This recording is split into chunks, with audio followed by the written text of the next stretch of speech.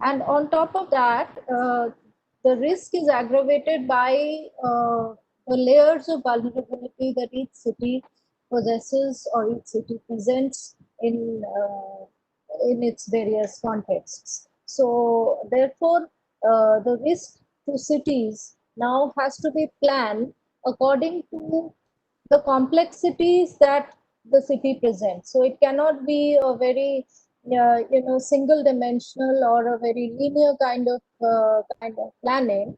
Uh, what it will actually have, it will need to have to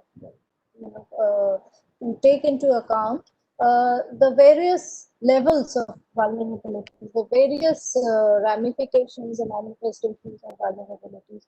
And we need to, what we came up yesterday was with, that we need to actually have a very, very symbiotic or an integrated planning process along with urban and regional planners and disaster management practitioners.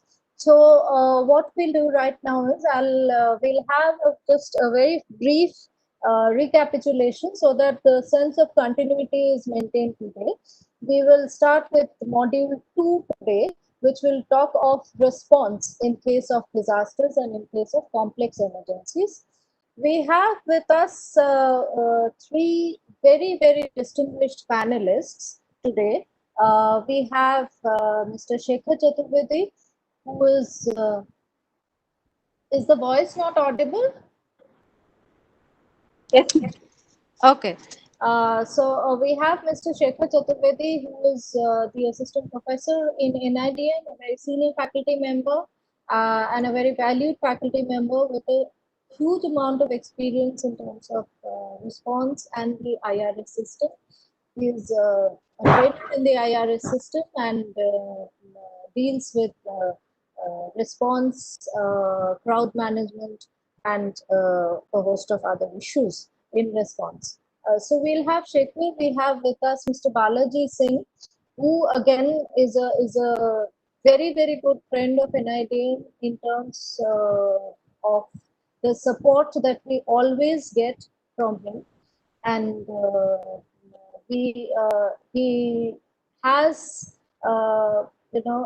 on numerous occasions shared his views and his expertise on the response system with us, and he will be talking to us again about the response in terms of complex emergencies. And the third speaker today who we have is Mr. Mihir Bhatt, who is the founder of the All India Disaster Mitigation Institute of Ahmedabad, and who through this organization has worked over the last 25 years in various aspects of urban risk mitigation or in urban financial mitigation, and not only in the national level or a local level, but also at the regional level in terms of the Asia Pacific. So this very, very distinguished panel, welcome to the NIDMA PHRDI online training program. So before we start, we'll have a very short recapitulation of what we did yesterday so that we can have a continuity to today's module.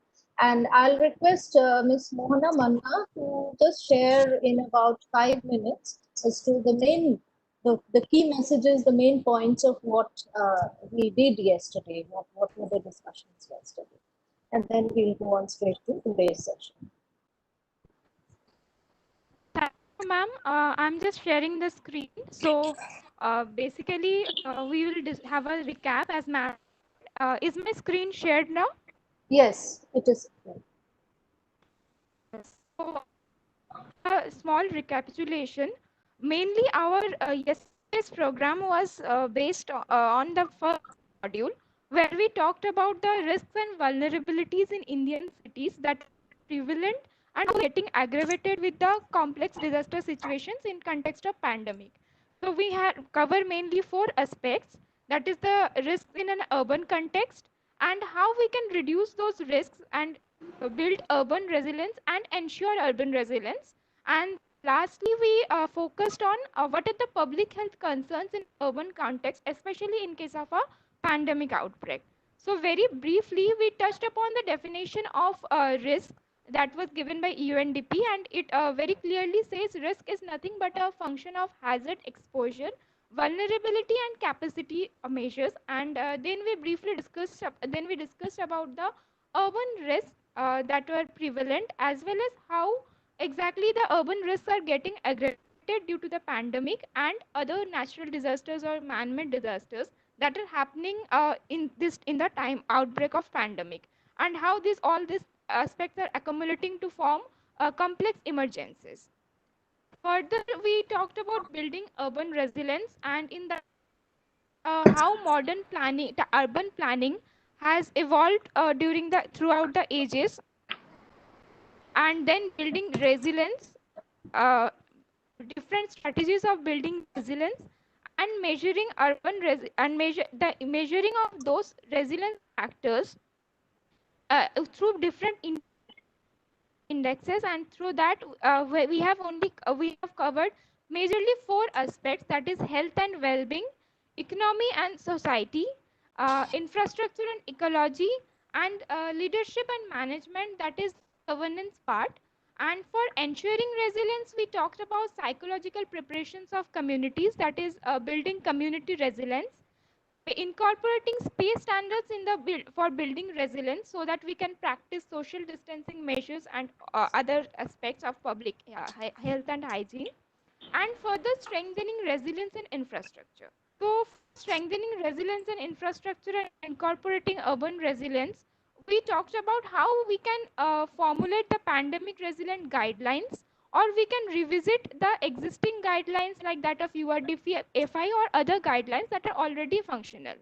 So in those guidelines, we need to focus on certain aspects like minimum plot size, water and sanitation requirements, provision of rental housing for migrant workers and informal sector workers, mainstreaming regional planning so that we can shift from primacy based development planning to more decentralized kind of planning, and development of hinterlands to control rural urban migration, strengthening public health facilities, decentralized planning and governance to facilitate more local level implementation, integrating disaster risk management in urban planning, and digitization, and it is a very important aspect, especially in case of pandemic emergencies, because it helps in remote accessing of utilities and services.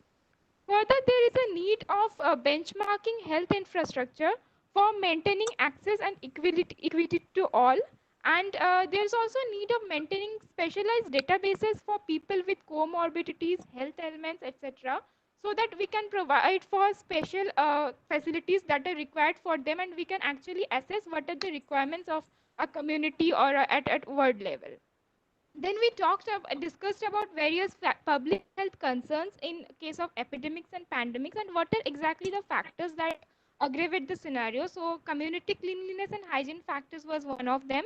Poverty was there, climate change, and as well as the prevalent urban risks or the emerging urban risks that are there. And the way forward to look after these public health concerns or challenges that we are facing are, first and foremost, we need to have a functional biological disaster management plan.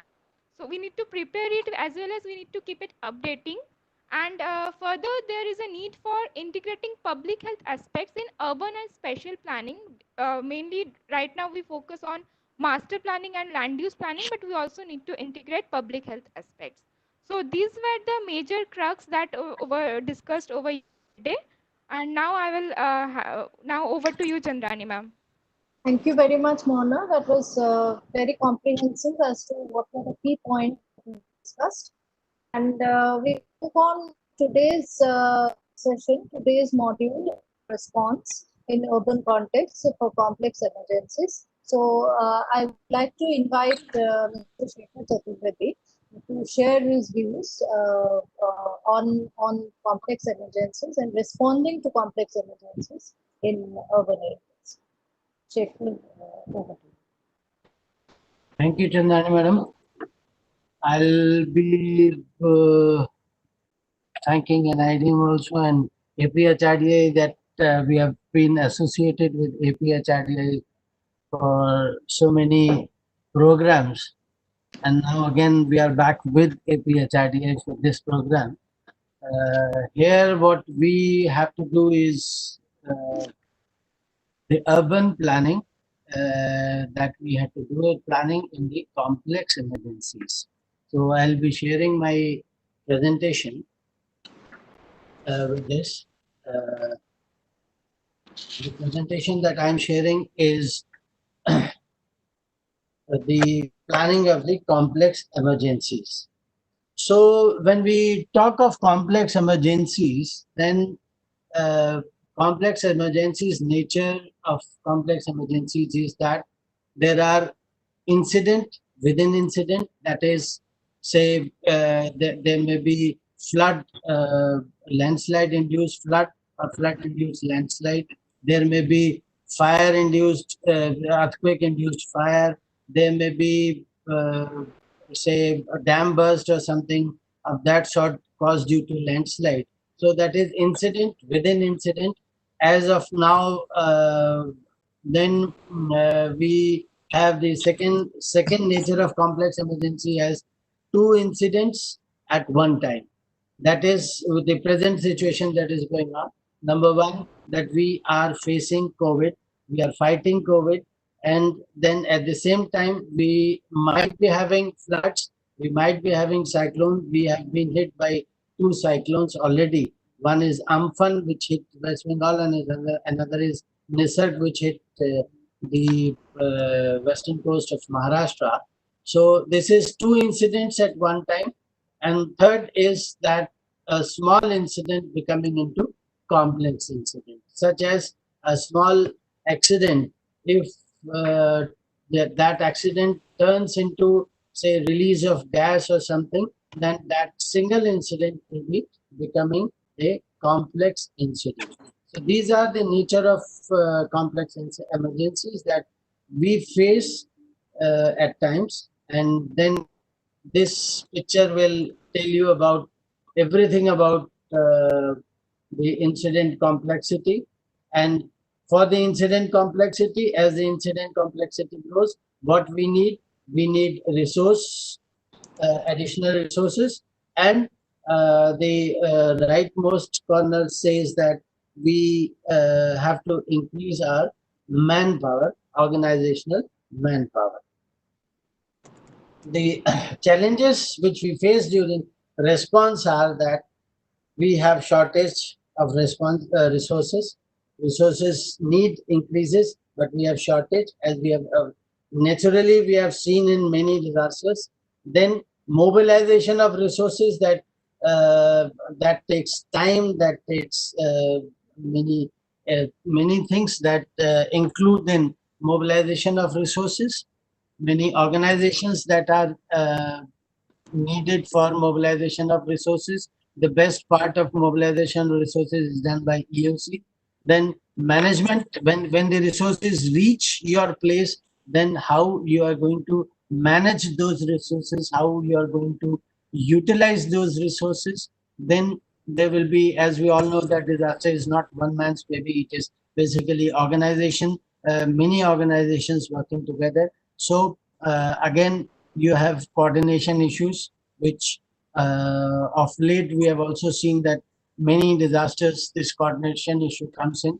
A simple example of not a disaster but coordination issue is that when we see in the urban area that laying down of the roads, and after laying down of the roads, the second day you find that the sewer line, the roads are again dug up and the sewer line is put it. The third day you will find that the electricity pipes are laid down and the roads are dug up. So the coordination issue is in normal days also, and in disaster when there is emergency, then the hue and cry in coordination issue comes in.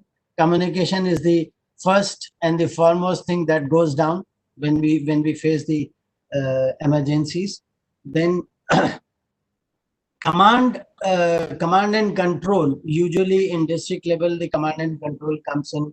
The DM becomes the commander of everything in that. And at the time of disaster, or say in COVID, you need to have somebody from the health. So the chain of command sometimes goes in, if there is, say, some of the commander goes down or is invalidated or incapacitated by certain reasons, then your chain of command again comes in. Then what is needed is anticipation of what might arise due to this disaster, or what can be the outcome of this disaster when we are taking, or outcome of the activity that we are taking. That anticipation is necessary. For that anticipation, we need preparedness. The major and foremost problem that we face is the role clarity of the organizations, the stakeholders, the people who are coming in to respond. And there is always seen that we have duplication of efforts every time when we respond to a disaster. Then now, when we have these all problems with the challenges with the response, so we need to plan is always you have to have preparedness, learning, action, and new ideas. That is plan. So planning is very much necessary.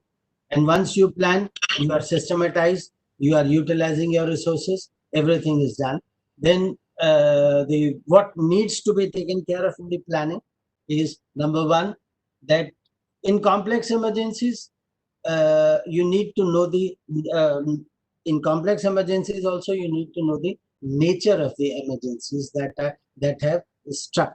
That in COVID, what you need is health, while in urban sector, in urban fire, etc., what you need, or say in Vishakhapatnam, what we saw, the release of gas, the nature of both the emergencies are altogether different. So the nature of emergencies is very much important when you are planning for complex emergencies.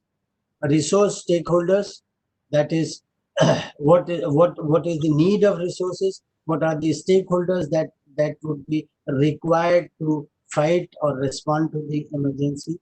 Then the surrounding conditions, that if you are in the coastal region, or say if you are in the coastal region, or in the midst of the, say, urban sector, and there is a release of gas, then that problem might take a severe look in, if not responded timely. Terrain is what is needed, that if it is hilly terrain or if it is a plain terrain, then the surrounding conditions change, and accordingly planning is to be done. Accordingly, resources, need of the resources is needed. The strategy which we take, which we adopt for responding to any emergency, or say complex emergency, that strategy should be such that it is, to the extent possible, it benefits all who are at this stage. It should not be such that we say, if we have fire and we have COVID at the same time, that we only work for fire and we are not tackling COVID, or we only work for COVID because it is major disaster, so we tend to forget fire. That is not a good strategy for planning. Then, as the resources take time to reach, stakeholders have different needs, different rules altogether of their own organization. So what we need is the second line of defense. That is, if the your commander is incapacitated by certain region, then your second line of defense should be there. Your contingency planning should be there. Then nature of damage and relief, what is strategy, the strategy that we are adopting, is it going to increase the risk, or is it going to decrease the risk, and is it going to relieve certain section, or it is going to give relief to all. That is what is very much needed when you are planning. That should be taken care of. Then it is also necessary that disaster management is the entire gamut from the entire cycle, right from the response to the post-disaster support. So when we talk of response, then the planning, we plan, or we should plan uh, with the idea that what resources we would be getting, what support we would be getting from certain organizations, and the duration of the support that will be available to you, or the duration of the support, how what time that resource will take to reach you, and how long it will be available with you. That is what is most important when you are planning. And this all, when you talk of support and resources, that also talks of that what is the nature of the operation that you are doing. Nature of the operation means that if you are operating in a high risk zone, that is high rise building, then the nature of operation, the duration of the operation will be not very much. It will be limited to, with the time, and it will not be long. If you are talking of, say, chemical release, then again the your duration of operation will be less. So that nature of operations, that is what is disaster you are going to respond, that is much important when you are planning. So these are certain issues which need to be taken care of when you are planning in the complex emergency or in the urban sector.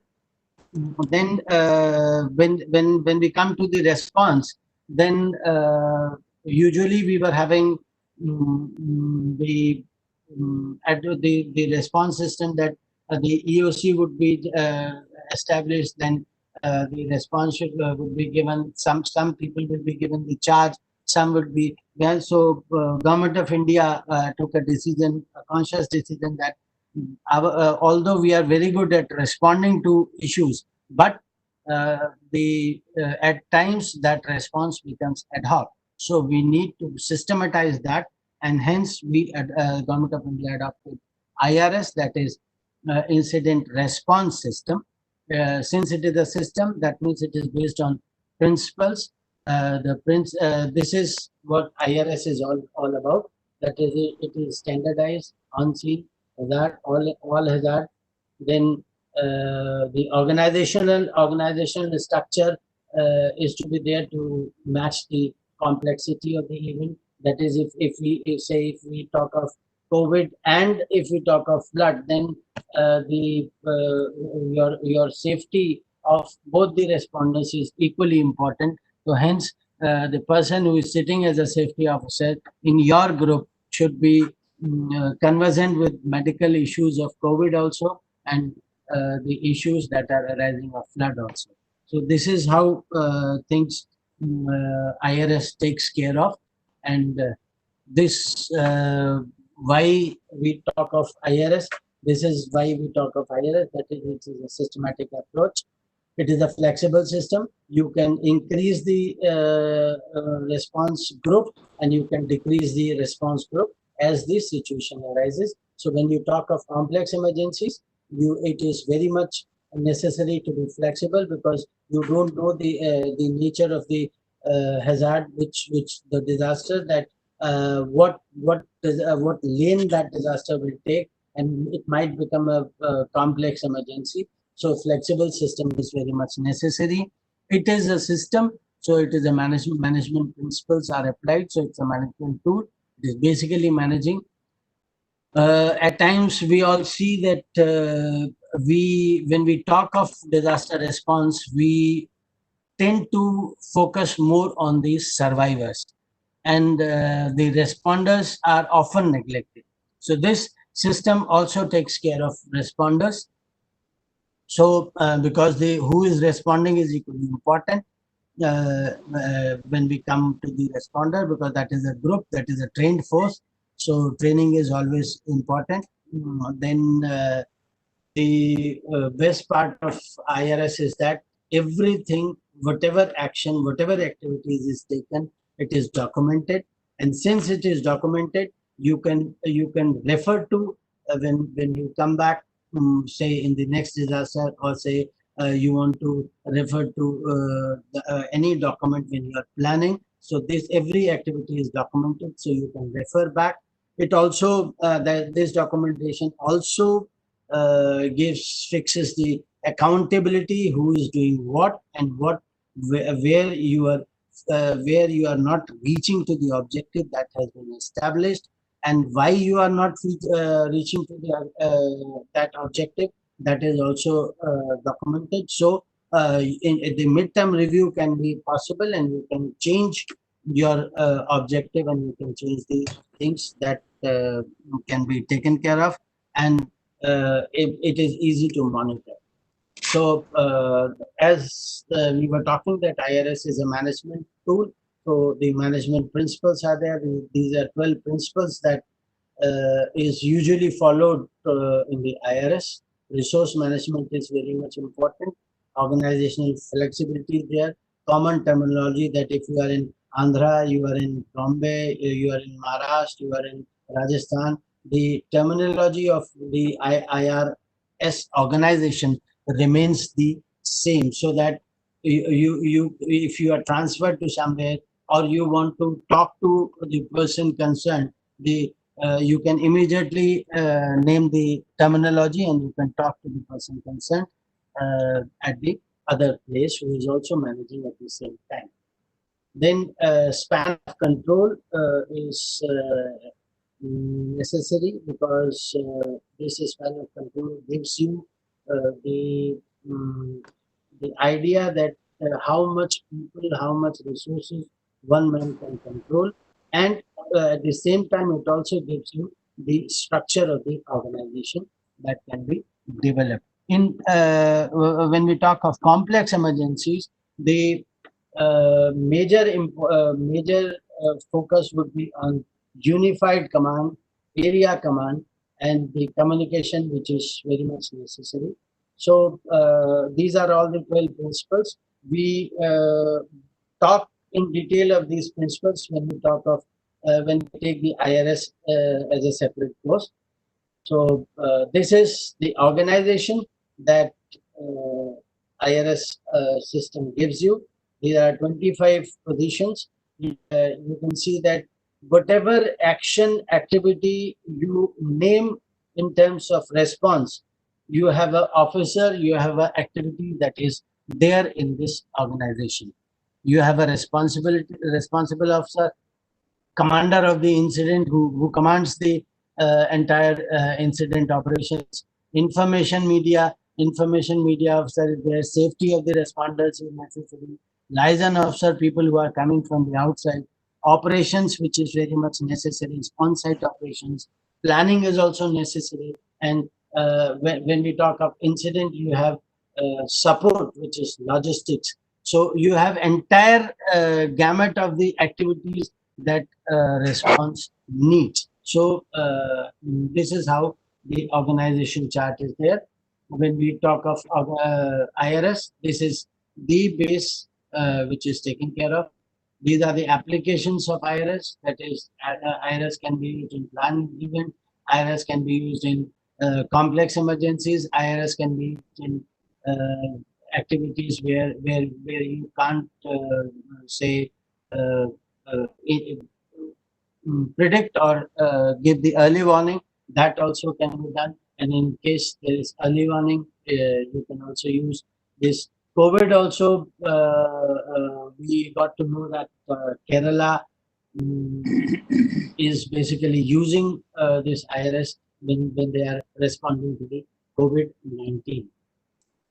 Now, when we talk of complex emergencies, what comes in, what are the options available when we talk of response? The options available is that the location of the incidents might be such that with single IRS organization you can manage, and if the location is very big, then you can divide the entire incident into two or many incidents, separate incidents, individual incidents, and you can manage with separate separate IRS organizations.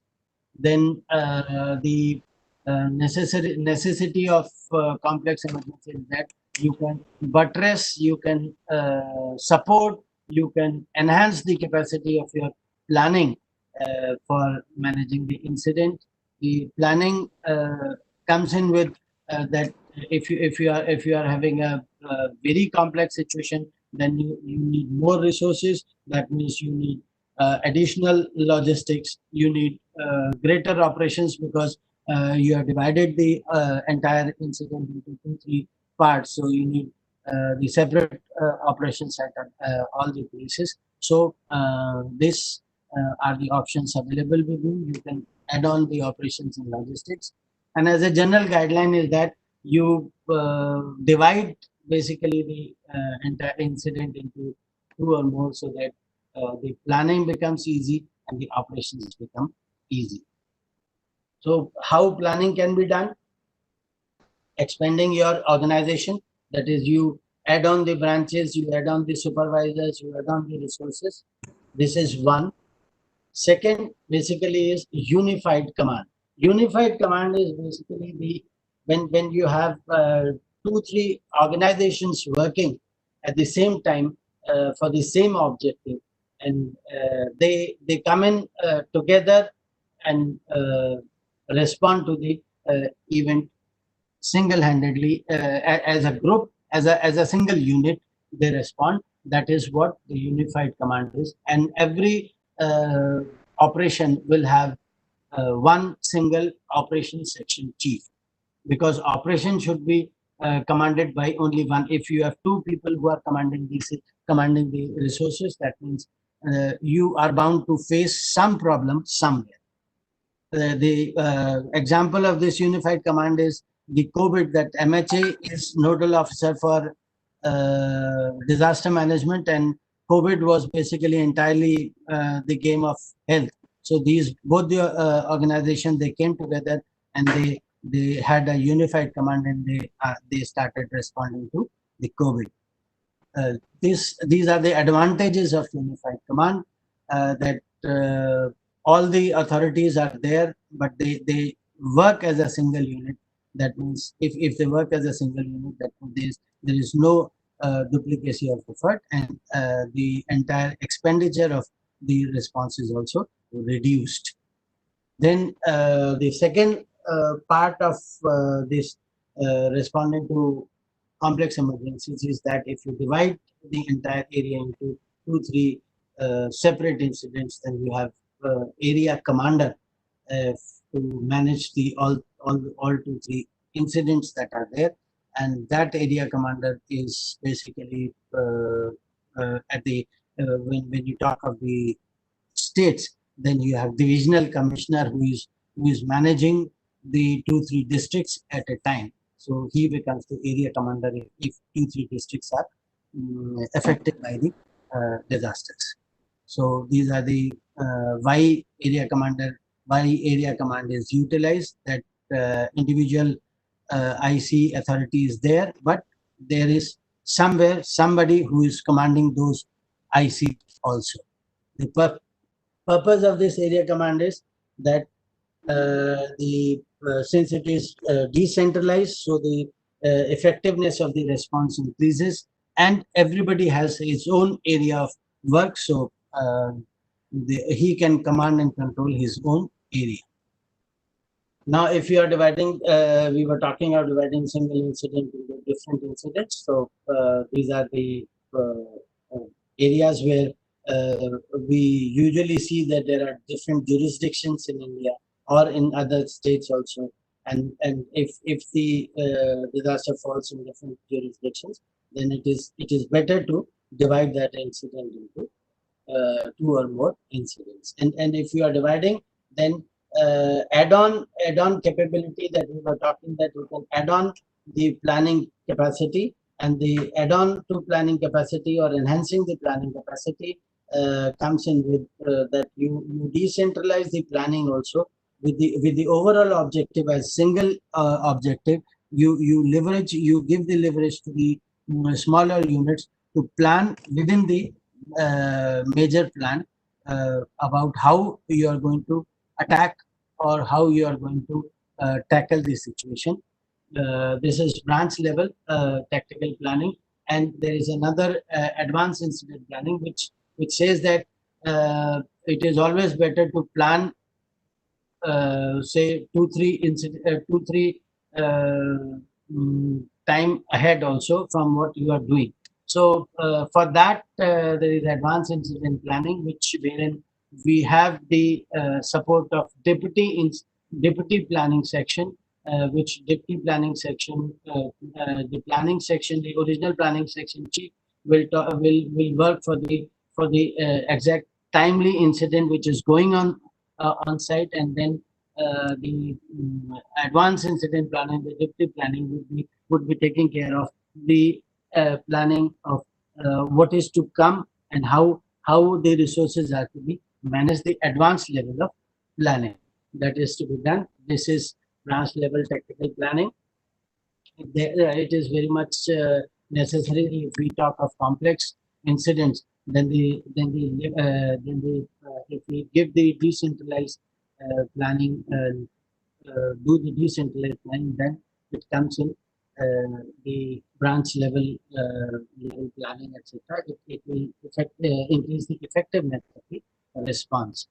And this is what advanced level we have already discussed, that there is a BP planning, and who is supported by certain technical specialists, so that they can plan certain time ahead of what is going on at present.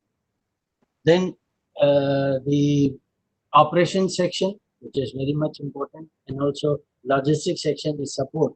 So if you are talking of complex emergencies, then it is necessary that your operations become strong and your support system becomes strong. So you have to increase the capacity of operation section. That is, if you are dividing, either you have resources to command, or you divide the area into 2 3, so that you have 2 3 operation section to managing the incidents. And similarly, you have support system, increasing the capacity of support system, the logistics support that is being given to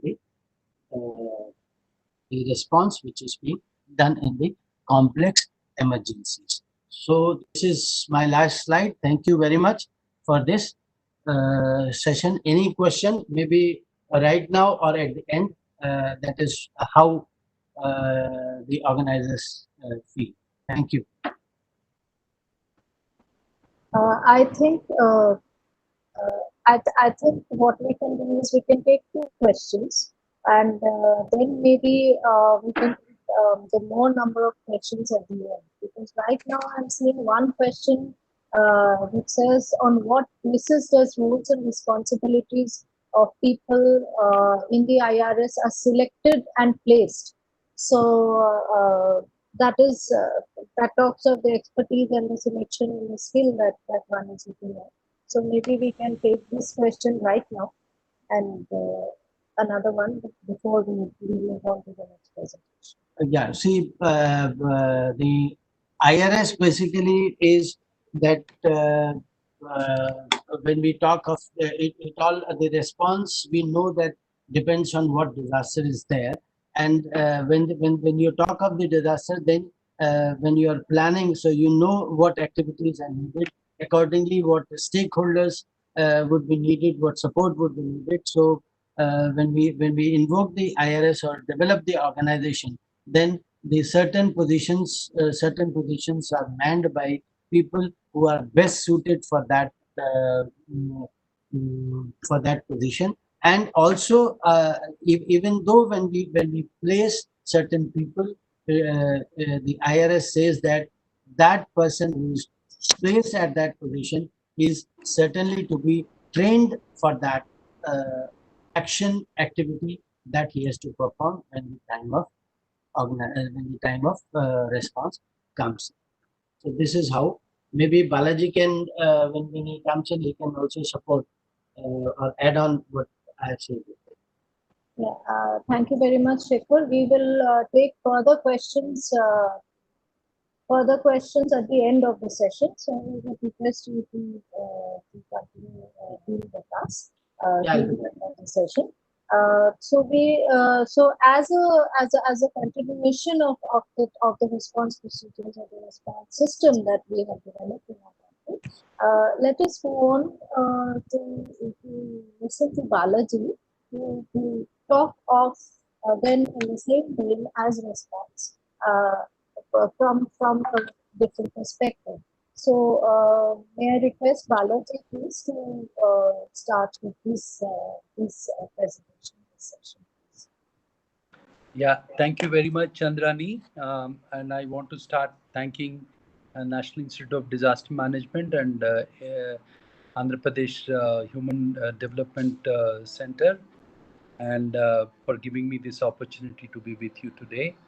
And I also want to, start with my, greetings and wishes to my dear friend and colleague Mihir Bhatt, who's an expert in this field, and my regards to Mihir Bhatt. Yeah, with that, I was Ravindra. Yes, Chandrani ma'am had asked me to talk about what we call as new normal in urban response. So, what we mean by new normal? You see, there is one futurist philosopher, writer, Alvin Toffler. When we were Alvin Toffler, and in fact, Alvin Toffler said the only thing permanent in life is change. Change is the only permanent thing. The rest is all temporary. So the life will keep changing, and society will keep changing. Environment will keep changing. And in fact, he gives a very extreme example and says that when you leave morning home, your entire setup, environmental setup and whatever it is near home is something, and when you return back from work, it could be completely different. I mean, the pace of change could be very significant. So you need to keep adapting to the changes, and whatever the current status of the social, organizational, environmental currentness. And I say currentness, the current status. And then you need to work in that new environment. If you don't do it, what happens is that you are, you know, you start missing generations in days. Okay, so we all know, when we used to live in leave home in the morning a few years back, we used to check in our pocket whether there is a column pen to write, and whether there is enough money in the pocket for eating lunch and paying for all your fares up and down through an auto or a bus or whatever. So that used to be the habit. Now you just check whether you have got your mobile phone and you have got your credit card with you. You don't care whether you have got ATM day. So, things are changing, and so is the urban landscape, as well as the urban disasters, behavior of urban disasters, and also the response to the urban disasters. But a lot of times, the response doesn't change as quickly as probably behavior of urban disasters. And that is where we have to be careful in terms of understanding, how the urban disasters are changing, what are their features and all that, so that our response can also change in accordance with the changes which are taking place in the urban disasters, and we minimize damages, and we maximize our response and expectations. So with this slight background in terms of what is normal and what is change and what is the permanency of change, I would like to first talk about a slide on urban disaster features. Can I have the next slide, please, Ravindra sir? Yeah, when you look at the urban disaster features, what do we see? In fact, as the urban context develops, grows, we have more and more buildings, more and more factories, more and more roads, more and more malls. It's only that the exposure of various properties and all that, economic entities to disasters has increased. So that's one new normal which is emerging. And also a lot of times we have what is called as this externalization. What do we mean by externalization? The urban places are not, they are not lot of ways they are not self-sufficient. The milk comes from right outside, the vegetables comes from outside, the fish comes from outside. So much of food and labor, and a lot of times labor is coming in, and there's a lot of flux. So there is a lot of external dependency. Okay. And also the people who are living in urban areas themselves have a lot of, they want everything to happen in a very, very speedy manner. Gone are the days where people used to be patient. They used to stand in the bus stop, waiting for a bus to come for 15 minutes, and then get into the bus. I have done that when I used to go to the college. Now it is no more the case. There is a certain amount of expectation in terms of speed for the restoration of services or products, whatever it is. And also in urban areas, if you see, the good as well as the bad work gets noticed, because of media presence, television presence, social media, WhatsApp groups, and so many things happening, that the good as well as the bad is immediately noticed. So one has to be very careful in terms of what they do and what they don't. And also, as you know, in like any other places, but more so in the urban complex cities, you have got potential for secondary events. People living in Vishakhapatnam know, when they had been responding for the COVID, then they had the LG polymer gas explosion. And people in West Bengal know that when they were responding to COVID, as Shekhar had just said, the Amphan made a landfall. And people in Mumbai know that, when they're responding to COVID, Nisarga made the landfall. And all of us know, when we were responding to the COVID, suddenly the labor, started leaving in mass exodus, and something which was completely caught us flat-footed. So all these things, potential for secondary events in urban centers tend to be very high. You can have health, you can have technological, you can have social, you can have industrial, you can have safety, security, family reunion, all these kind of secondary disasters, which are, caused either due to the primary disaster, or a lot of time opportunistic because of the primary disasters can happen. So you need to have an organization, a planning tool, planning organization, operations organization, command and control system. Not only, you sort of keep alert, identify these, plan for the response, and keep doing it again and again, and day in and day out, for different types. That's what we call as a complex emergencies, as Shekhar has just said. And a lot of times the need for the scales are very large.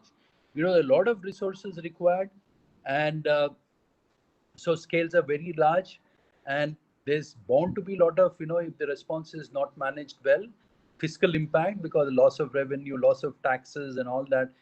I'm sure you have seen in the recent past in the newspapers, a lot of discussion was about how much of GST has decreased, how much of income taxes decreased, how much of sales taxes, what are we going to do with the GDP, GNP, all those economic matters. And of course, nationally as well as internationally, locally, for the politicians and the governance and the government, their image is at stake. The image is at stake in a democratic system. The elections are at stake. So it's the response becomes very vital. I mean, a high valued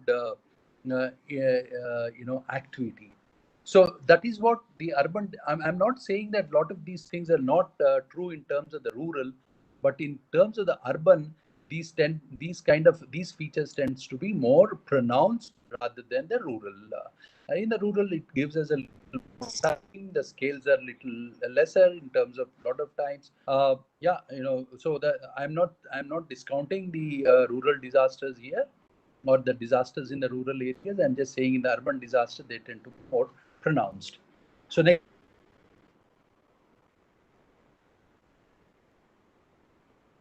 Ravindra, next slide. So these features, give us, yeah, the previous one, please.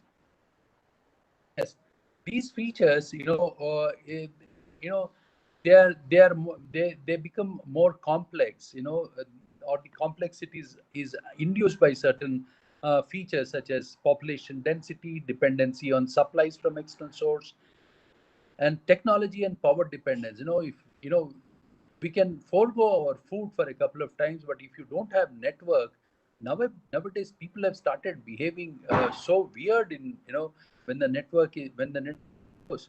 Even on these webinars, I start looking, suddenly people start complaining, you're not audible. I am speaking in my same pitch, but or on a higher pitch. But the point is that, I am not audible because suddenly there's a break in technology. So no one says that, okay, audibility is lost because of technology. It says that you're not audible. So people tend to react in a very funny way when the technology or because of the technology and power dependencies which is happening. And the fuel and power are critical to our day-to-day living. Somebody who's living in a multi-story buildings, they know that if the power goes off, the water doesn't get pumped up, so you don't have water to cook or water to drink. So there's a lot of these dependencies. And we also have in a I will appreciate this, and we'll talk about this. We have large and vulnerable informal sector who have to work every day to, to echo out their living and basic necessities. And we also have in urban disaster become complex because of great anonymity. A lot of people, we don't know our neighbors. We don't know who stays down, who stays up, and even if they know, they behave as if they don't know us. And there are huge amount of nuclear families. So the comfort level which we draw from combined families, joint families, is no more there in the urban situation. And also, a lot of times we tend to have a very overstretched public service sector, whether we are any of the government departments and all that there. And a lot of times the government sectors work in absolutely silos. And for something happening suddenly in urban areas, for them to come together and modify them into a new organization like incident response system and work through a team approach becomes very challenging, because most of them, they do not know each other much. And we also have in the urban, a lot of times, because the municipality and the district administration there is a central government jurisdiction, there is a municipal jurisdiction, there is a district jurisdiction. There's a lot of time defense establishments are there, their jurisdiction. I come from Hyderabad. Suddenly, in between they say that, you can't go in through this road because this is a defense establishment. So there's so many jurisdictions in an urban place, and to bring in coordination among them becomes a very challenging. I know that's something which IRS addresses through area command and fight command, but when it is not in place, it becomes very difficult. And as I said, visibility is also an issue. So these are the complexities and these are the features. Can I have the next slide, please? However, not everything is bad.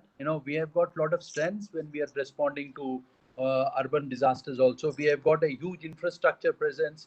We'll have good roads. If they're available for response, and we have people who have a lot of knowledge, understanding, and experts. So many experts are available, and we have people with a lot of skills available within the city, and which could be a challenge a lot of times in the rural areas. And we have also a lot of times trained and capable government machinery. A lot of people are well trained here. And normally in the cities, you tend to see people who are posted are very well trained and capable people. Not saying that they're not in the rural places, but they're, because of the sheer exposure, they tend to be more capable, knowledgeable, or trained. And we also have significant technology resources and institutions within the urban areas, which has actually been one of the challenges which we are always been trying to say, that disaster management has to be bottom up.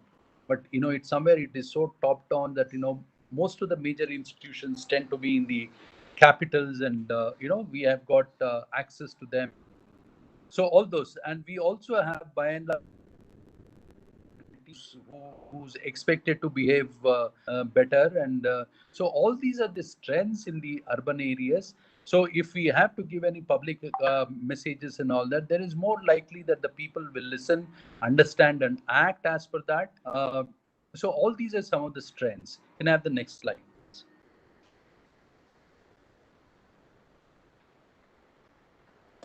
So can I have the next slide, please? So, so what are the expectations, in a urban place, urban disasters, in terms of the new normal, or everybody expects a very swift decision making. If something has happened, that somebody needs to make a quick decision and act. So this is something which, this swift decision making is something which is a function of a system what you are having. If you have got a good system which makes a good decision making, like what Shekhar was talking in terms of incident response system and all that. So these expectations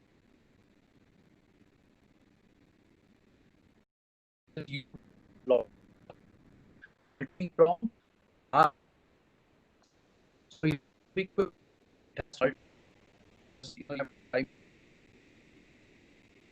different people are different.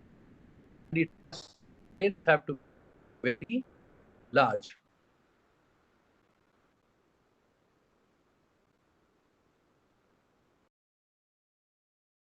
I'm having some network problems, and am I audible, please?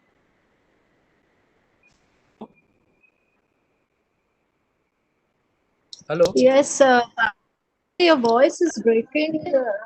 I think now it is all right. It should be okay. Okay. Oh, there Yeah. was a breakdown in the power, Indrani, and the network is back. Okay. Okay. It's. So I was on the yeah, I was on the slide of expectations. I keep actually plan B, backup network, but it takes a little time for it to change from one network to another network. It's funny, the life has become so network dependent nowadays. So as I was saying, expectations are there. So basically, meet all the expectations.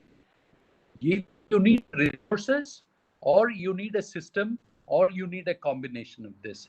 The point to make is, having a lot of resources without an adequate system to manage, deploy, use, and monitor those resources, then the resources are going to be useless. And a very strong system without resources is also not going to be very useful.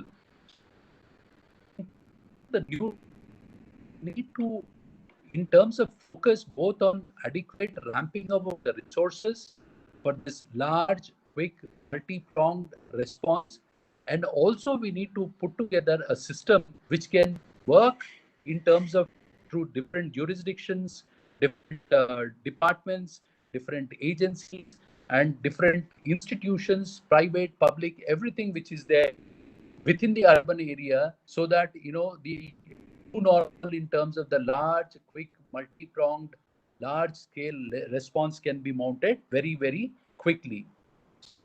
We have to do it. What do we need to do? Can I have a previous slide, please? Previous slide. Yeah, what do we need if we need to do that?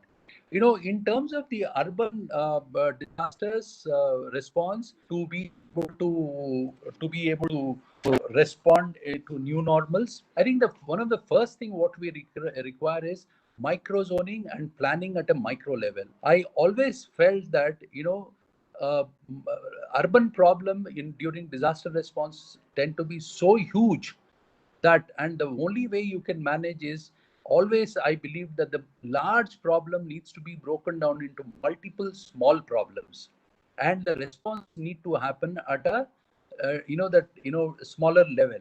So the way of doing it is, either we can have mohalla level, or you can call it as whatever, micro zoning of 1 square kilometer each. We need to have 1 square kilometer each plot should be decided, urban area. Then planning needs to happen for, or you can also do it for 500 or 1000 households together. So somewhere the micro zoning is planning for the micro zones, and government needs to have and I mean, much before the disaster, as a part of the preparedness, they need to have cooperative agreements with NGOs, businesses, religious entities. A lot of my Sardar friends telling me, "अरे सरकार को तो हमको एक बार बता दो, लंगर लगा देंगे हम." So, the government needs to look at, for example, during the COVID, we have seen government entering agreements into the hotels and um, all the various. There is power drop. Can you hear me?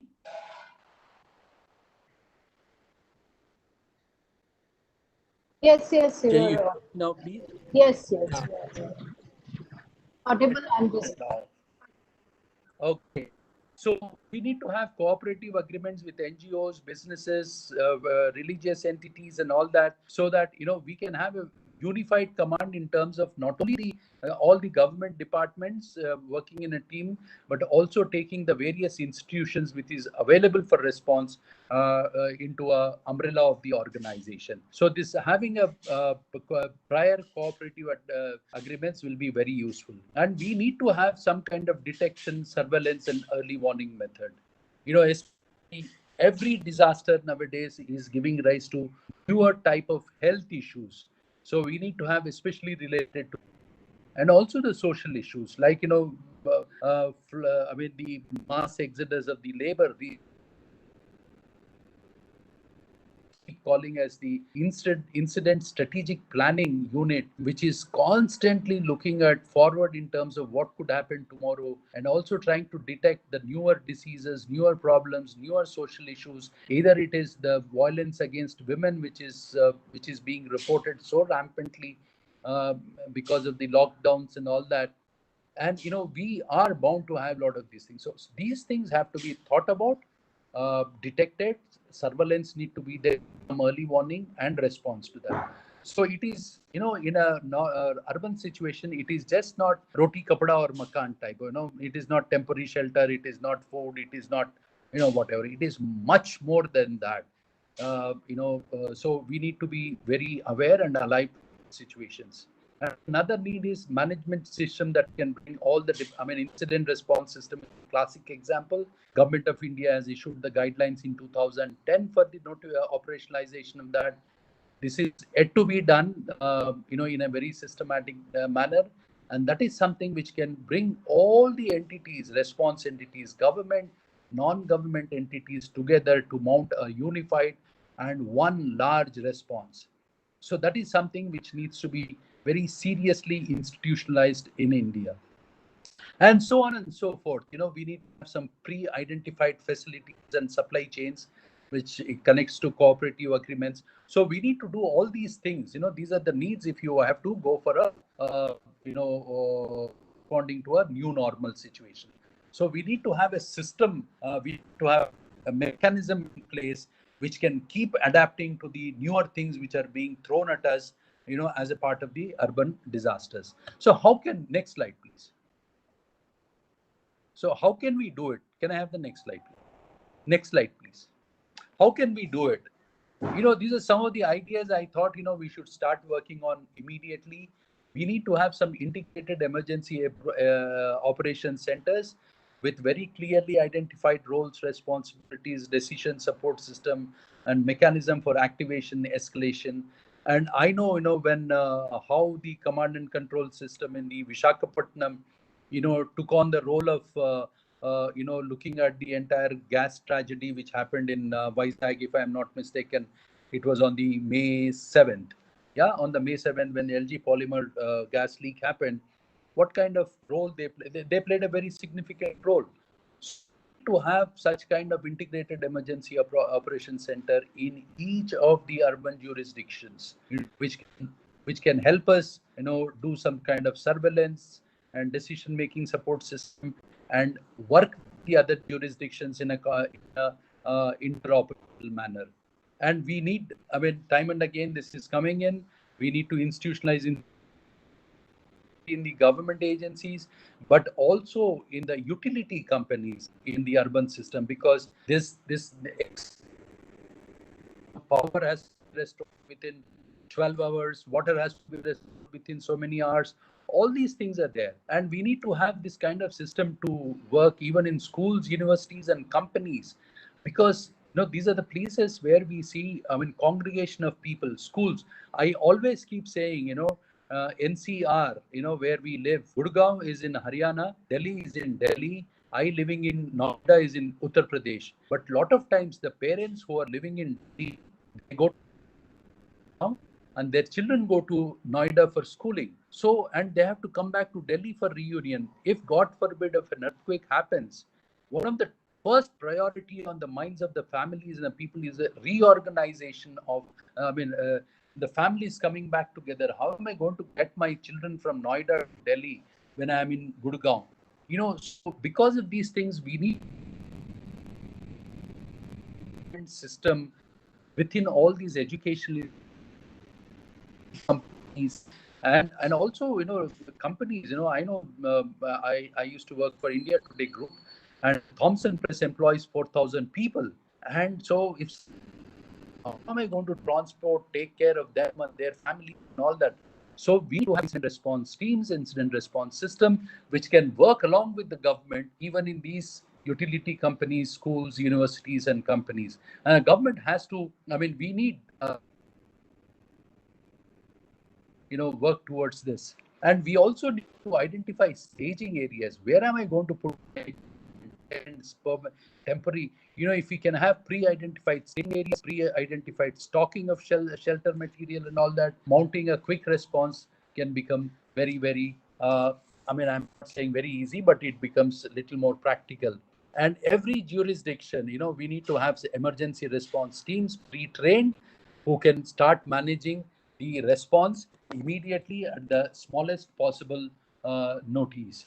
So there should be emergency response who are doing their other jobs, but the minute if disaster occurs, you should be able to come and start managing coordination and response and everything. So can I have the next slide, please? And next slide. Apart from that, public information. Next, no, the one before, please. Yeah. Am I audible? The power went off and came back again. Am I audible? Yes, yes, you are. Great. Yeah. So we also, everybody is looking for communication. What is happening? So in absence of credible communication, people start believing social medias and start acting the way. So we need to have media partnerships so that the right information reaches to the people in a quick manner, and this can be done. There's so many TV companies and digital companies who are flashing information in a matter of a couple of minutes in terms of what is happening. So the government needs to have media partnerships and through them provide public advisories, information, so that from the communities and all. We can some agreed what I call as adaptive coordination. A lot of times we don't have coordination mechanisms, but we adapt to coordinate immediately. So if we can think in terms of how can RDA, a couple of resident welfare societies, association can together coordinate. Need to have various ways, ideas for what I call as, as I saying this, some new ways of coordination. In a can business take care of, which is running a business, got a lot of supply chains, canteens, and all that. Can they take care of 500 families in and around them?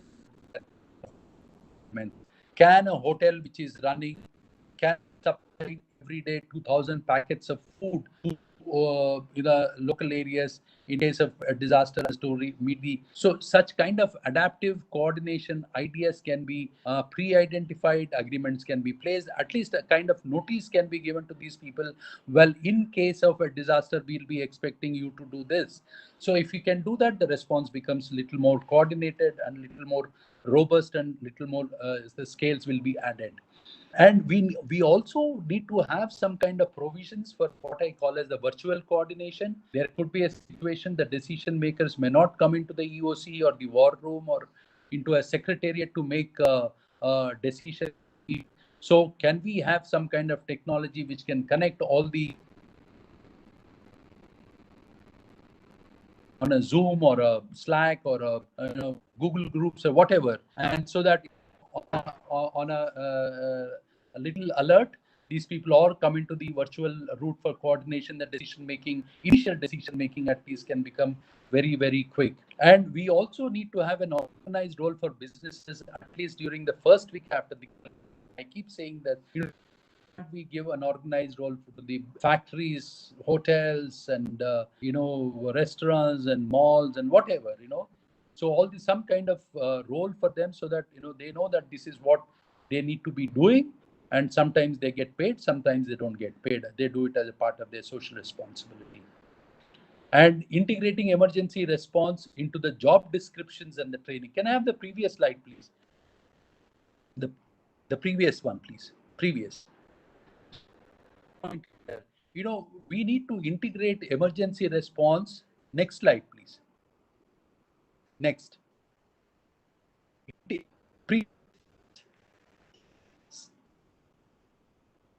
Previous slide. Yes, the last bullet.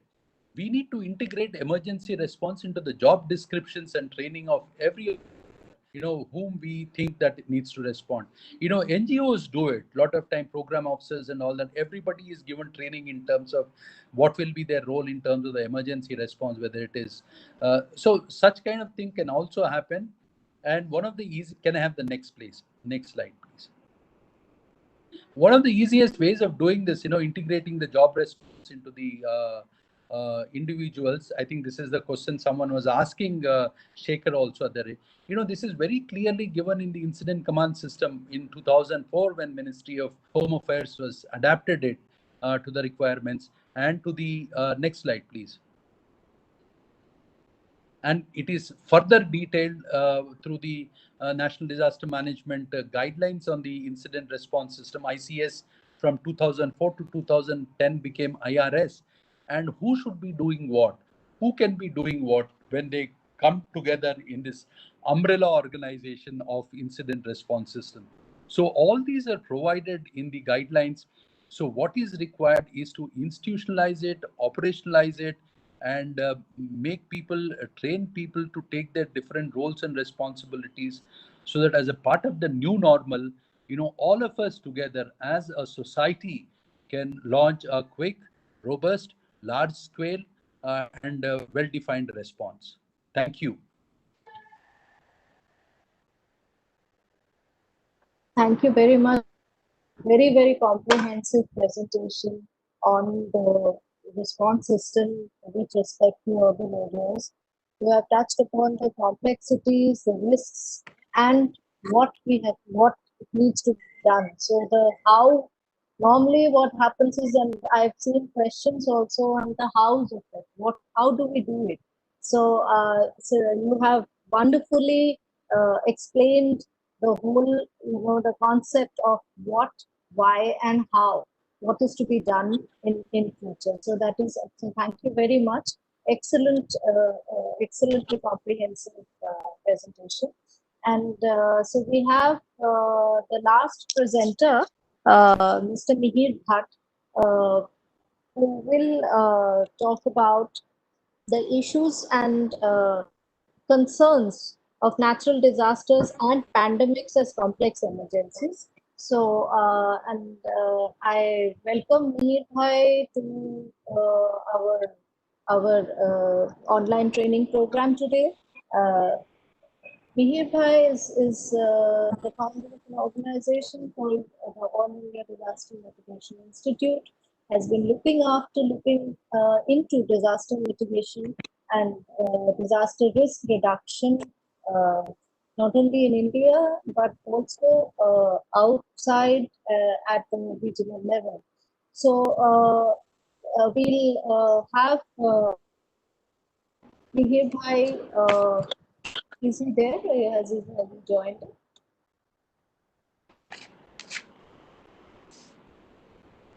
I cannot see Mr. Mihir, but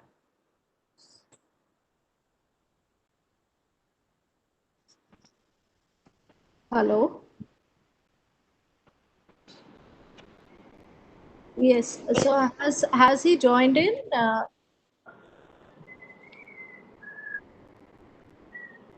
Hello. There is a technical issue. Just got disconnected and he's about to join us. Okay. Okay.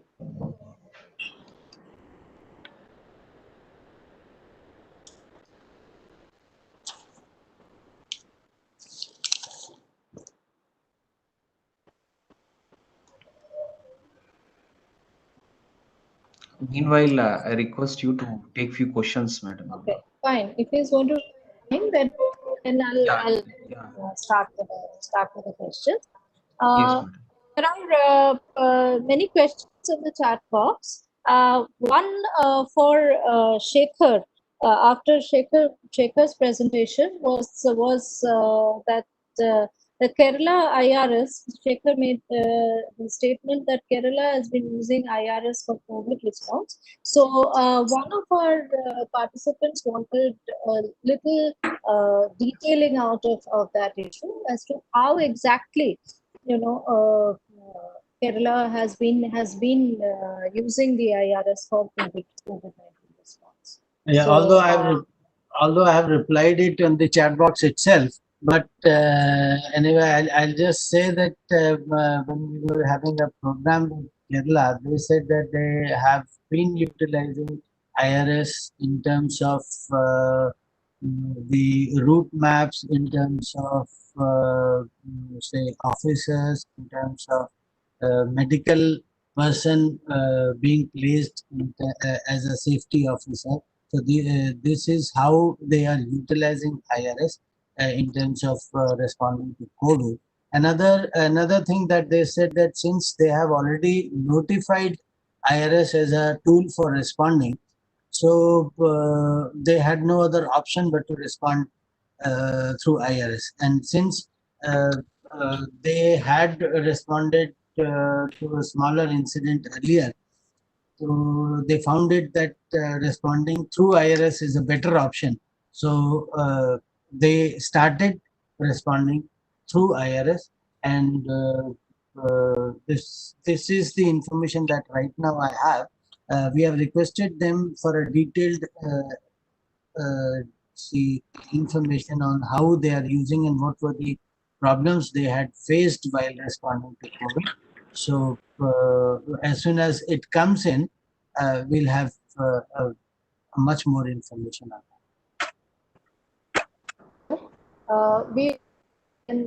I see nearby on the screen.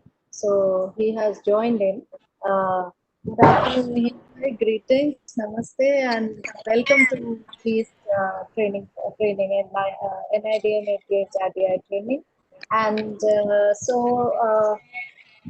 what we are actually talking about is the urban context of complex emergencies.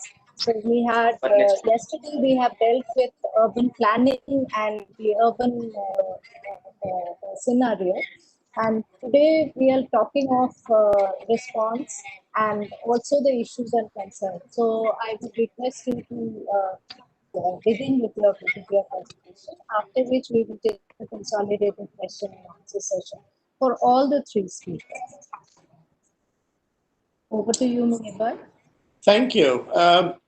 It is my great honor to be invited to this online training program. And the topic of the program, that is revisiting urban risk, planning for complex emergencies, is very timely and important to India. And National Institute for Disaster Management and Andhra Pradesh HRD Institute are very well suited to take this further. So congratulations and my very best wishes for this.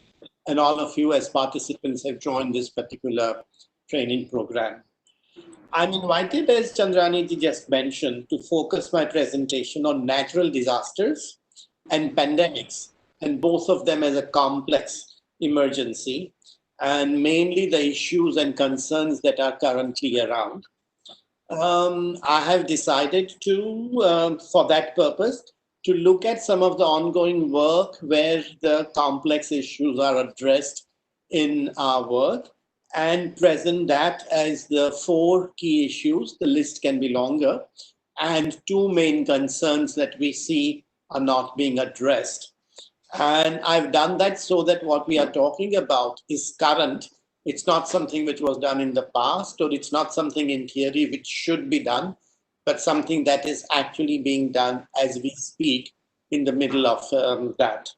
And so we have the operational reality that you can give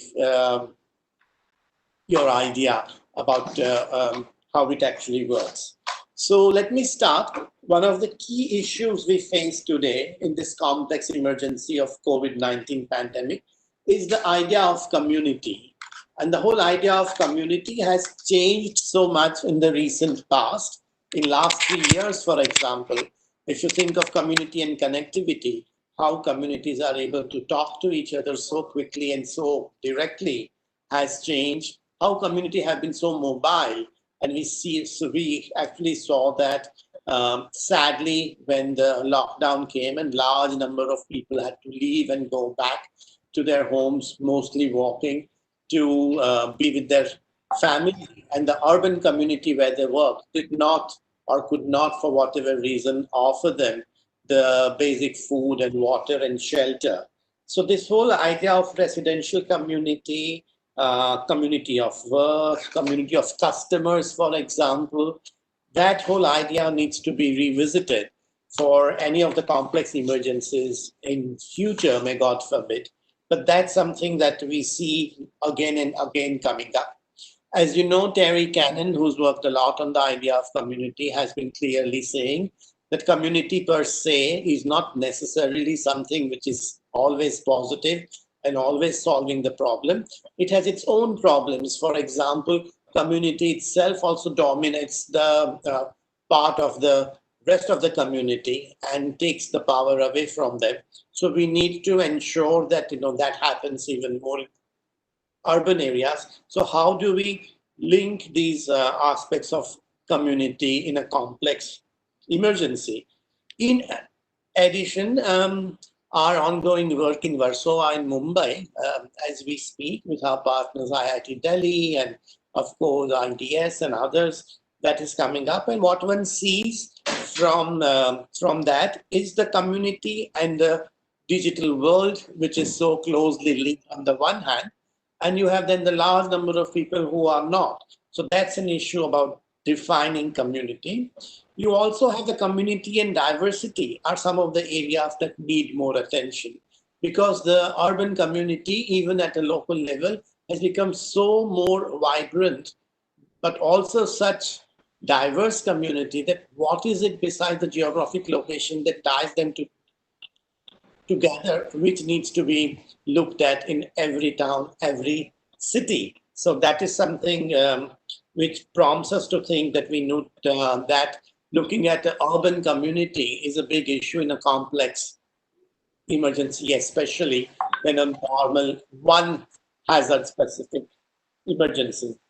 So what I would say is that we need to learn more what works and what does not work in terms of the role of communities in complex emergencies. And maybe NIDM can take up a research project or a case study project looking at cities at what worked and what did not work in various urban communities during this complex emergencies. The second major issue that we've come across repeatedly, and that is coming from AIDMI work on developing urban strategy with the support of UNDRR, more than 12 different cities, and looking at how they can prepare on their own urban disaster risk reduction strategy and what is it that they will include. And of course, pandemic was not included in this part, but at the moment we are looking at that even if the pandemic was not part of it, what is it which actually worked and what is it that did not work from the strategy that they had. And what is coming out clearly from that, and this is roughly in 12, 13 cities, is that the issue we face is of private and institutional investment in urban infrastructure, including health-related infrastructure. And that is something which is way behind. So you have part of the city developing very fast, very well, and the basic urban infrastructure in large parts of the city is still lagging behind, not 1 or 2 years, but almost a decade behind than the actual need is. And that is something becomes even more clear, not only during flood, or cyclone, but when you have a complex emergency, as we saw in Calcutta, for example, or as we saw that in Bombay after Cyclone Nisar. The issue is that does this investment consider loss and damage caused to the infrastructure due to disasters or due to pandemic? And on long-term basis, what happens to this infrastructure and how does it get affected when there is multiple claims to its use and access to that? So that is another area that has come up repeatedly in last few months, as well as investment in urban infrastructure is concerned. As a result, the amount invested in this infrastructure is exposed to none or limited performance in a complex emergency in urban areas. And what is needed is some sort of a risk audit of infrastructure in towns, big cities, with specific focus on complex emergencies. So for example, if you have plan for Delhi city disaster management plan, and look at the infrastructure part of it, and re-look at it, that if we had more than 2 emergencies simultaneously happening, will we be able to actually deal with them simultaneously? And we will find that a lot of that is not actually going to hold on if we had double or complex emergency. The third issue that we have found, and this is we found from our work with Duryodhan Nivaran, it's a South Asian network looking at alternative disaster perspectives. And we had a series of look at cities such as Dhaka, we had looked at Colombo, Kathmandu, and how the urban disasters actively responded to COVID and a complex emergency thereon. And what we found, actually, there was also a very good presentation by Dr. Sujata Sonik, who is the health secretary in Maharashtra government. And what came out very clearly there was that there is an issue about the governance of urban areas, which does not hold true when there is a complex emergency. What happens is that the governance becomes thinner and it is not able to perform at a rate it is expected to perform. And in sometimes the loss and damage to infrastructure is high. And in many cases, it is completely washed away and you don't see the existence of that for a while or for a considerable while. So that's a third issue about urban governance in a complex emergency. So some sort of a look at urban governance from this point of view would be very much useful. And I have prepared a small note which I will share after the presentation to Dr. Chandrani, and she will be able to share it with you if it is appropriate, if you need. The fourth issue, and I think we'll stop at the fourth issue and go to the two concerns. The fourth issue is that AIDMI is contributing to revisioning of unorganized sector in urban India. And what we have found that when they are faced with double disasters, that is cyclone or flooding, as we see in many parts of North India, and COVID response, what is not happening is that the capacity to deal with complex emergency does not exist. And what they were able to do, what they were not able to do, and also more importantly, the urban economy is not able to either protect them in terms of social protection or basic food, water, shelter, but also unorganized sector is not protected in terms of their livelihoods or for them to go back to their villages and come back when the work is possible. And that is a big issue which has always been there, but it is only in this pandemic that we have seen that how 114 million, 114 million people had no access to basic services, though they were working in a town or a city for a long time. So those are the four issues: community, infrastructure, unorganized sector, and governance. So those are the issues that we have come across. The list is longer, and should anybody be interested, we'll be very happy to share that through Dr. Chandrani. Now let's go to two concerns at least, which we think are very central to looking at complex emergencies. And one of them is very much related to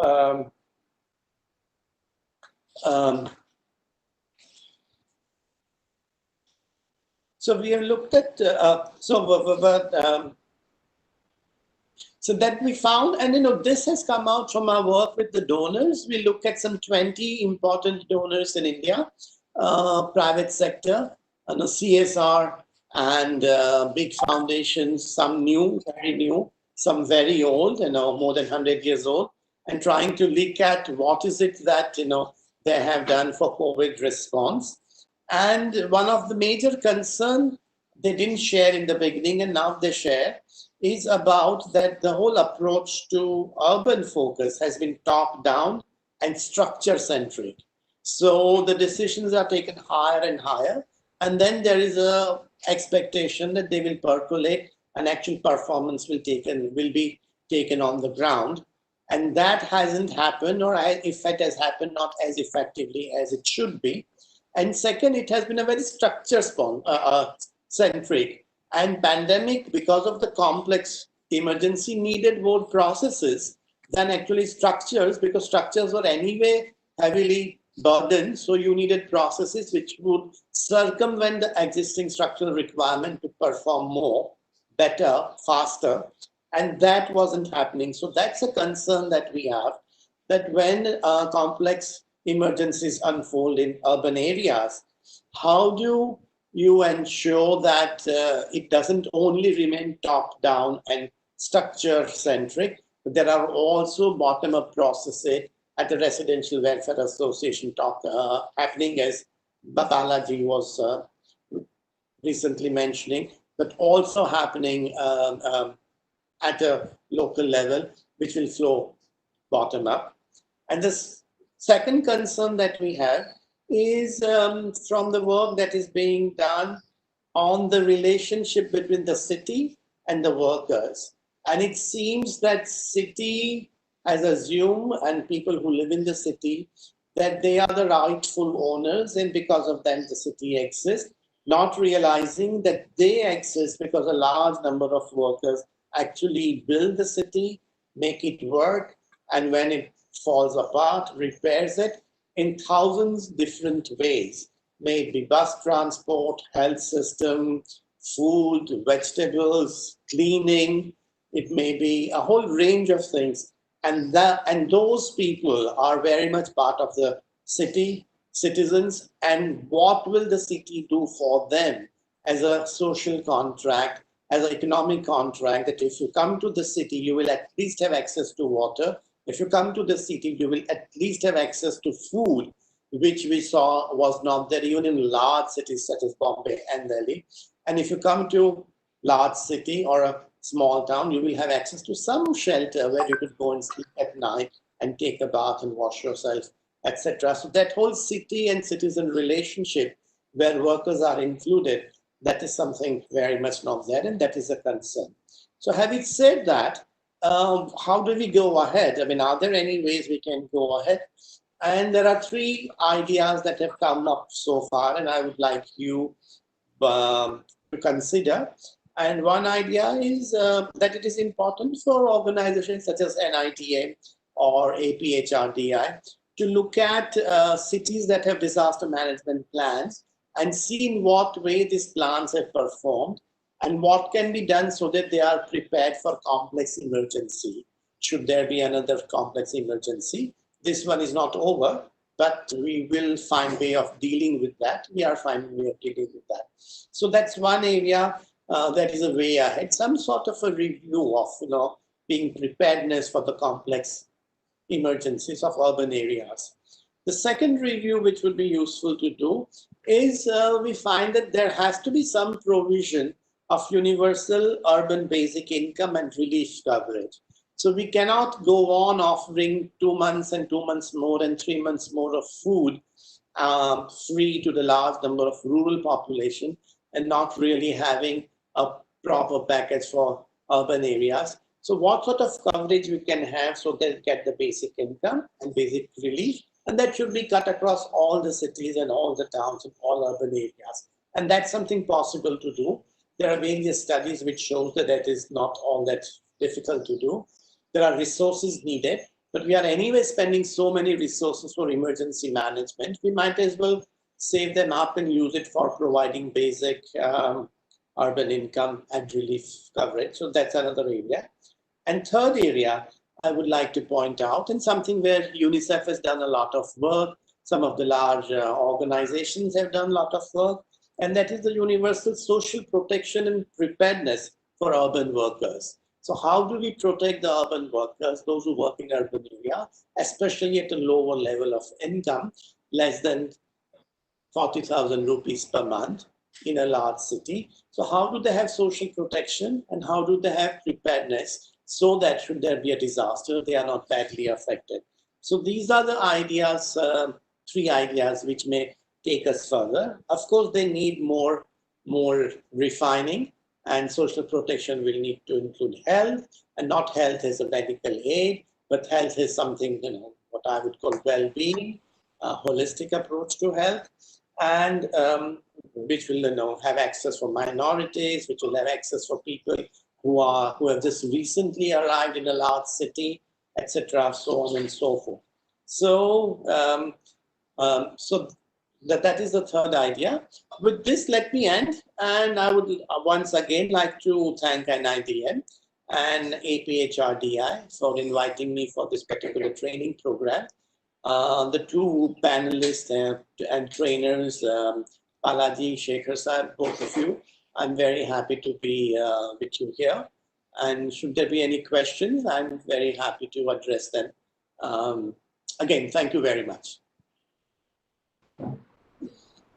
Thank you, Mihir Bhai. That was a very, very interesting talk on what exactly, what are the issues and the issues and concerns that are presently, are something that needs to be discussed and solved in the present context of pandemics and natural disasters. Like we've seen when we infrastructure, we've seen in Kolkata in the aftermath of Cyclone, and there were areas where electricity could not be restored. I mean, areas not exactly in the metropolitan core, but in the things where electricity could not be restored for even 10 to 11 days. And no electricity meant no water to drink. For a lot of people, many of them senior citizens who were dependent on assistance and outside help. So these are areas, these are concerns which we have taken up and we have identified and have spoken about. These are things which happen actually in every disaster, in every such situation. When say the senior citizens, say single headed households, or the inclusivity of these vulnerable people becomes something that needs to be thought of. So that is something that we have had. And one more, I will just try to connect. I'm trying to connect from yesterday session where we were talking of command and control centers. I think what was said yesterday was that 47 cities of the 100 smart cities have already built constructed the integrated command and control center. So that is one aspect that we are probably taking back with us in terms of response in the context of Mr. Balaji's presentation. So that is those are the two things I wanted to add from my side. Now we have little under, I think, 15 minutes for the questions. So in case, now how would you, there are some questions on the chat box. Should I take those up first, or there will be questions on the we will allow people to question? For us, travelers, there are no stops, only stopovers. It won't be long before we run into the sunshine. It won't be long before. Okay, one interesting question on when exactly. I think I'll put this question to Mir Bhai, where participant is asking that when do we say a city becomes a resilient city? So at what is that point wherein we can say that the city becomes resilient and not not by process follow as well? Yeah. So I would say that as soon as somebody from the city, either mayor or commissioner, says that we are a resilient city, we should immediately doubt it. Because like any democracy, price of resilience is eternal vigilance. And actually NIDM and NDMA both has guidelines about urban resilience you should look at or ask us, we'll be happy to share. But also UNDRR has a very detailed guideline about rating the cities to what extent they are ready as far as disaster preparedness plan is concerned, and if the city has a disasters risk reduction strategy for that. And that's on UN site as well.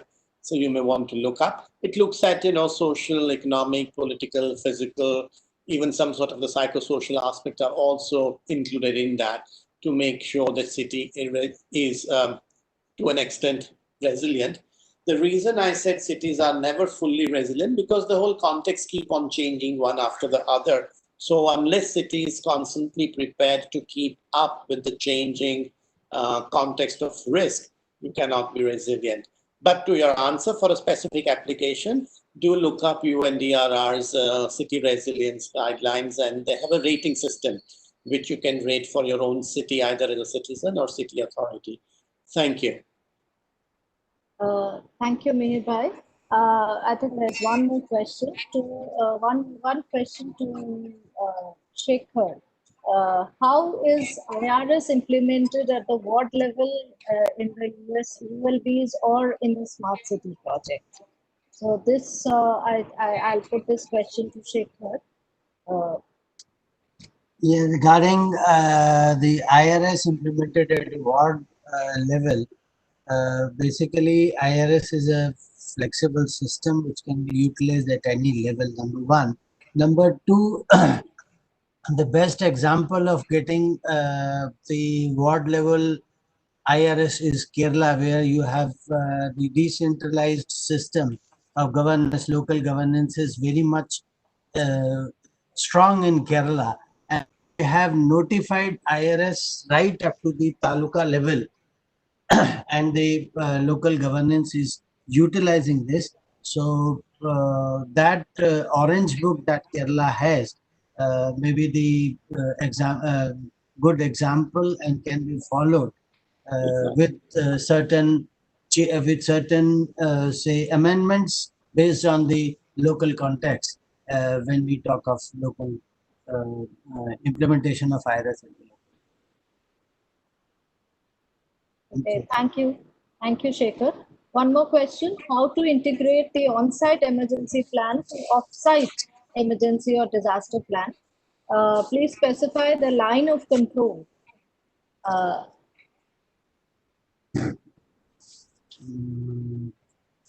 This, I think, somebody from the industrial sector would be a better thing. But as far as I am concerned, that the line of demarcation of on-site and off-site is very, very thin, because whatever plan you are making for the on-site, that is to be shared with the people who are residing in the vicinity, or with the local administration, wherein they are preparing the offsite plan, which has to be integrated with the on-site plan, so that both the plans sync with each other. And as soon as the disaster strikes, or say is likely to strike, the preparedness level of both the say sectors, they emerge and they take care of the people who are within the industry, or outside the industry. Thank you, Shekhar. There's one question on decentralization. I'll put it to Balaji. That decentralization of the disaster management institutional structure, or the disaster management activities from an urban point of view, in order to deal with complex emergencies. So You were not clear, Chandrani. Can you just repeat the question once more, please? it is basically, yeah, Balaji, am I audible? Yes, now. Yeah. So basically, the question was about decentralization of structures, or decentralization of activities and processes that you mentioned in your presentation. So a participant talks of how this decentralization, or asks how this decentralization can be done or can be implemented in at an urban level, given the complexities of and overlapping of institutes. There are so many institutions which you have mentioned in your presentation. So how can these be tackled? How do we go in for decentralization of systems and processes? Yeah, thank you, Chandrani. Meerbai, namaste. Nice seeing you. Namaskar. I think that there's a one-word answer to that long question, Chandrani. The one word is what I call as a delegation. You delegate authority, you delegate responsibility, you delegate, then the decentralization happened. I think in this current response, we have seen an excellent example of this delegation in Odisha, where the government said all tahsildars will be carrying the response authority of a district collector. They are able to, so if you back up people with authority, if you back up people with power to make decisions and execute and do it, so decentralization very automatically happens. So unfortunately, what does not happen, is this key word called as a delegation. And I have seen a lot of times delegation happens, but delegation happens upwards rather than the downwards. We keep exchanging authority to, okay, sir, you do this, you're the.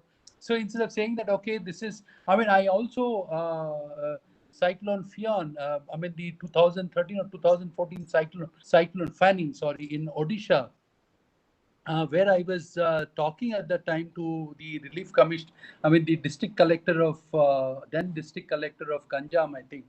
I said, "What did you do, sir?" He said, "I called everybody." I said, "I called a school teacher, I called a hospital superintendent, I called a telephone exchange in charge, and I said, okay, in the next 2 days we are going to have a landfall. If you want to be operational in the next 48 hours after the landfall, what do you want?" He said. They said, okay, we want this, this, this, this. Okay, I said, okay, you are going to have this. And he told them, okay, the day the minute the landfall happens, after that, you're on your own for 48 hours. And I want continuity of services and whatever your activities. I want the telephone exchange to be working. I want the school teacher to take care of those two people from two villages, evacuate them and give them food. So that district collector backed them up with resources, backed them up with authority, backed them up with responsibility, delegated both authority and responsibility, and said, till 48 hours, you will not ask me, you will run the show for me. And here are the resources you want. So if you do that, if you delegate authority, if you provide resources, if you train them, if you trust people to execute things, then the decentralization happens. And if we are paranoid about people type B mentality, what we call people are useless, people will not work, people are ineffective, then there is one person who's trying to run the whole show, and one person will break at some point, right?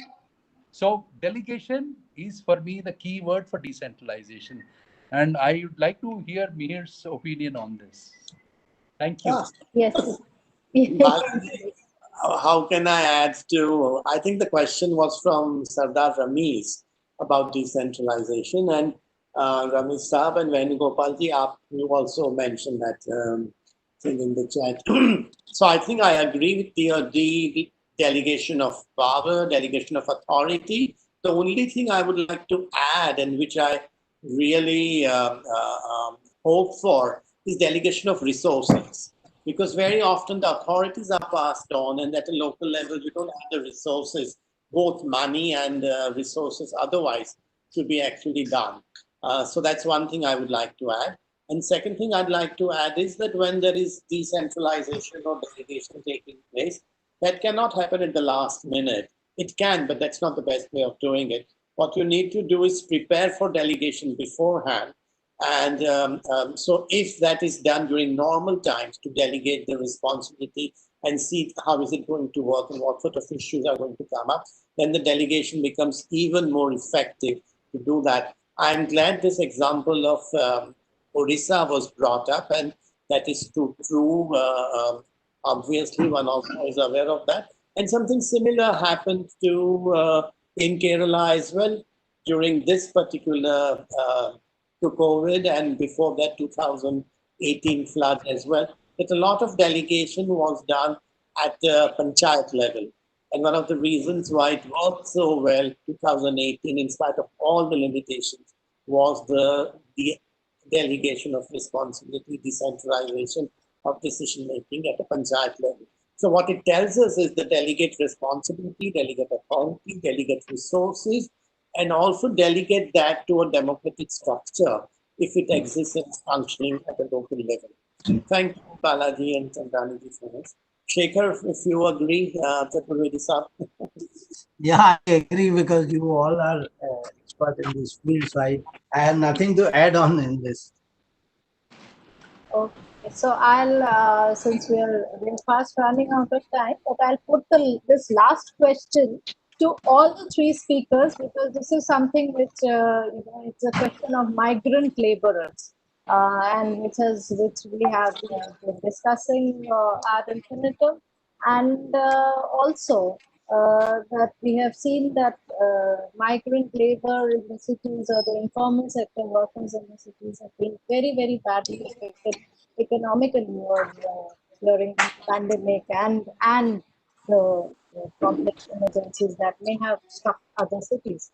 So now the question that this question has come from quite a few people as to how in future we can start preparing for such complex emergencies, so that this particular emergency does not happen or is tackled well before time. And how do we do it, and how do we preempt this issue from occurring again? So I'll put this question as the last question to all the three speakers, and for their views in terms of complex emergencies, in terms of pandemics, in terms of the urban context.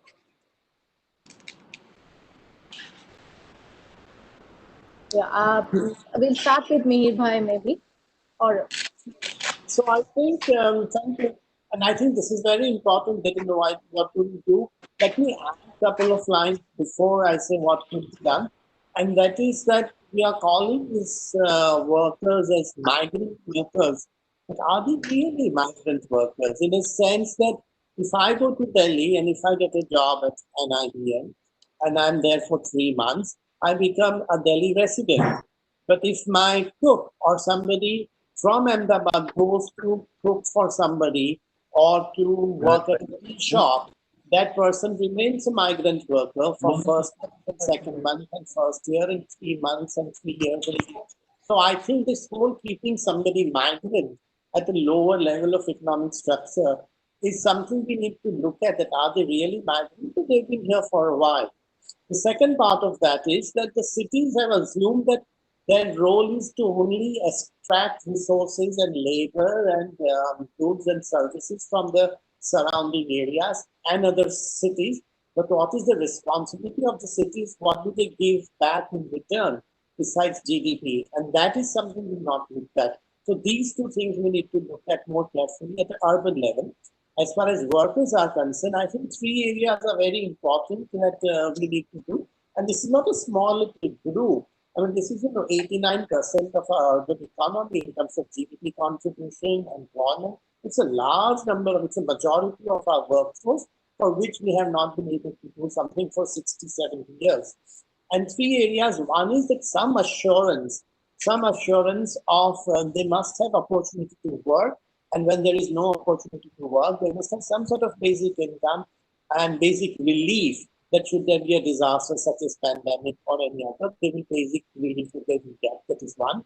The second part is some sort of a universal coverage as far as the social protection is concerned, which includes preparedness as well, and food and water and shelter, and access to health and education. And then, of course, to be able to actually respond to a disaster. That's second, which I said in my way ahead. And third aspect is, and this is very specific to pandemic, because we are mostly thinking about complex emergencies from a pandemic point of view, that the way we have thought about health per se is a bit reductionist, in the sense that health is equal to medicine, is equal to tablets, testing, and ventilators. And of course, you need that. I mean, if I have virus, may God forbid, I'll need that. But that's not health is about. Health's also about community health, urban community health centers. It is public health, urban public health, health and hygiene, and also urban well-being. Because in the health, finally, what you need is a well-being. It is psychosocial health, your stress level, your ability to go out for clean water, clean air, so on and so forth. So that should be looked at in urban areas because it's possible to make health equal to well-being and not health equal to tablets and injections. So these are the three areas. One is income, protection, and preparedness, and third, holistic health. Thank you. Okay, thank you very much. So basically, it's urban well-being rather than urban health or urban public health and hygiene that we normally look at. So thank you. I'll move to Balaji for his comments on this. I'd like to just add on to whatever Meerbai has already said. I always come from a background of thinking about response, and what kind of mechanisms, institutions, organizations can be in place which can think and respond. The where I'm trying to come from is, you need to have a system which will think about such things first, even before you respond. And I feel that, sadly, or I don't know, I think it is sadly, participation was not robust enough in this kind of situation. And I think that for me is the first step. So that is exactly the reason I keep coming back to this point in terms of incident strategic analysis. We don't do a strategic analysis of an incident. We tend to respond to it in a as simplistic fashion as possible. In the sense, okay, baad aa gaya, temporary shelter क्या देना है, plastic sheet दे दो, you know. So the day I have done that simple job of, you know, tick mark, you know, so we need to move beyond tick mark.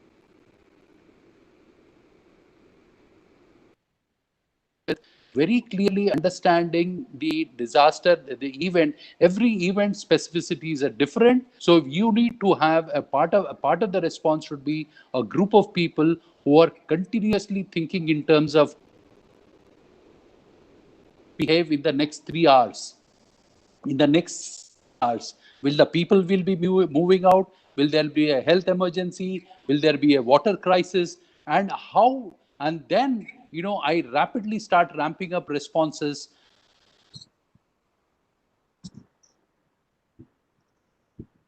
of response.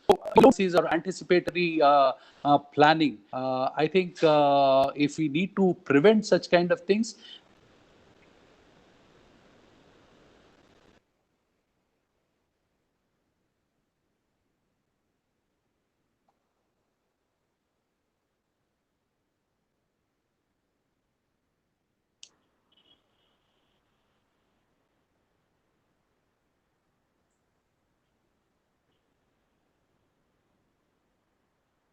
We seem to have lost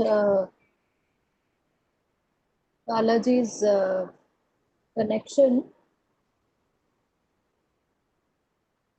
So can I request Shekhar to give his views?